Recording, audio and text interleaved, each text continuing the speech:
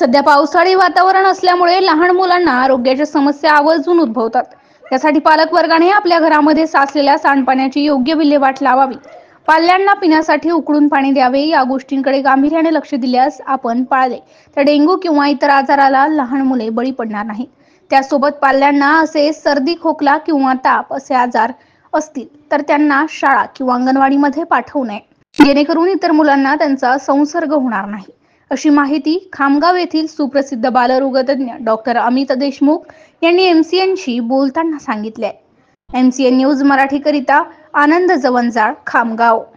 नमस्कार, मी डॉक्टर अमित देशमुख।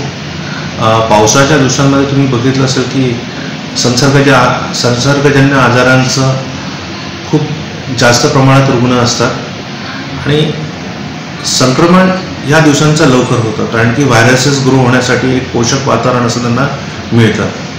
तर आपण पालकांनी काय काळजी घेतली पाहिजे, तर शक्यतोवर बहुतांश आजार जे आहेत जसं डायरिया, कॉलरा आणि जॉइंटिस हे पाण्यापासून उद्भवणारे आजार आहेत। या दिवसांचं पाणी दूषित असतं, तर पाणी आपण उकळलेलं पाणी वापरावं।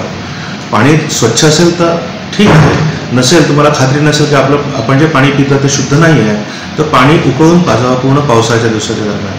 तसंच तुम्ही बघितलं असेल की पाणी सगळीकडे साचलेलं असतं, घरी कुठल्याही प्रकारचं पाणी साचू देऊ नका, जेणेकरून डासांचं ब्रीडिंग होईल आणि डास जास्त प्रमाणात वाढतील। कारण की डास वाढल्यानंतर तुम्हाला माहिती आहे मलेरिया आणि डेंग्यू जो प्रकर्षानं हे आजार तोंड वरती काढतात आणि या आजारांचे खूप सारे रुग्ण आपल्याकडे येतात। तर पाणी कुठेही साठवू न देणं, स्वच्छ पाणी कुठेही साठवू न देणे किंवा नालीमध्ये जे असतील एक तर कप्पी मासे टाकणे किंवा स्प्रेइंग करणे की जेणेकरून डास नाही राहिले पाहिजे तुमच्या एरियात, तुमच्या वातावरणात। आणि जेणेकरून डासापासून उद्भवणारे जे आजार असतात लाईक मलेरिया झालं, डेंग्यू झालं, या आजारांपासून आपण आपलं लहान मुलांचं संरक्षण करू शकतो। तसंच या दिवसांमध्ये सर्दी, ताप, खोकला तुम्ही बघता ज्याला आपण फ्लू म्हणतो, हा एकाचा दुसऱ्याला होणारा आजार असेल तर जर का तुमचा पाल्य किंवा तुमच्या लहान मुलाला हा आजार असेल, ताप, सर्दी, खोकला असेल, तर जेणेकरून त्याला शाळेत पाठवू नका, कारण की त्याचं संक्रमण दुसऱ्याला होऊन जाईल है ना, आणि दुसऱ्याचं तिसऱ्याला होऊन जाईल।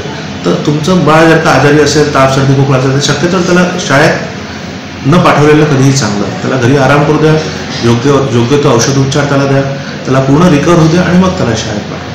बस या गोष्टीची काळजी घेतली तर बऱ्याच अंशी आपण स्वतःचं संरक्षण निश्चितच करू शकतो।